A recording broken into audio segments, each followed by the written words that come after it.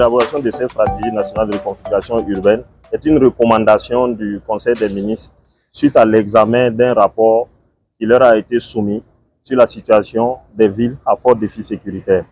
Et nous sommes partis du constat que le déplacement massif des populations vers les centres urbains un peu plus sécurisés a entraîné un chamboulement de l'ordre hiérarchique des villes. Des villes comme Kaya, Dori, Djibo, Fada, pour ne citer que celles-ci, ont vu leur population doubler en moins de 5 ans. Et ça a montré les limites de nos outils de planification qui sont toujours en vigueur. Donc, au lieu de se lancer dans une révision permanente de ces outils de planification, le gouvernement a instruit justement d'aller vers une réflexion globale de stratégie de reconfiguration urbaine.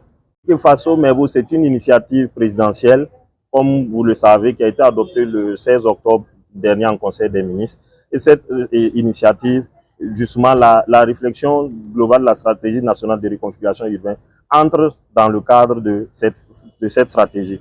Et les objectifs de cette stratégie sont en parfaite cohérence avec la vision de cette initiative présidentielle qui veut un développement urbain durable. Concret, c'est comme on l'a dit, on a fait des réflexions pour voir comment on va redéfinir les anneaux de nos villes, c'est-à-dire les limites de nos villes, comment nous allons positionner les équipements de sécurité et pour pouvoir justement par la suite faire rapprocher certains villages, mais des études plus détaillées viendront à faire. On va prendre des localités témoins pour faire cet exercice-là. Nous allons pouvoir, les villages qui ne seront pas dans ces noyaux urbains qui sont exposés à l'insécurité, on va proposer d'amener ces populations vers ces centres urbains. Et maintenant, avec le dispositif sécuritaire, on pourra sécuriser le maximum.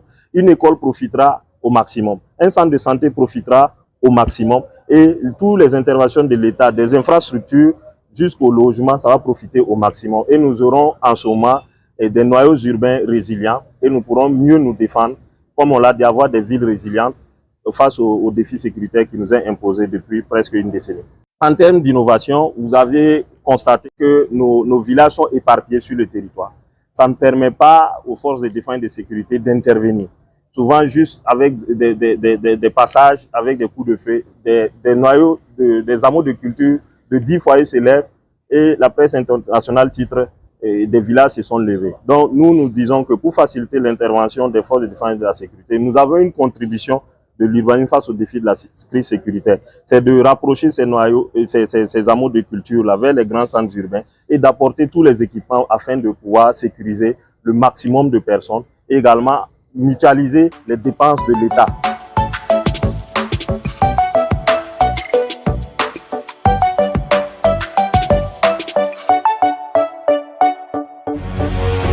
Faso 7, une autre facette de l'information au Burkina Faso.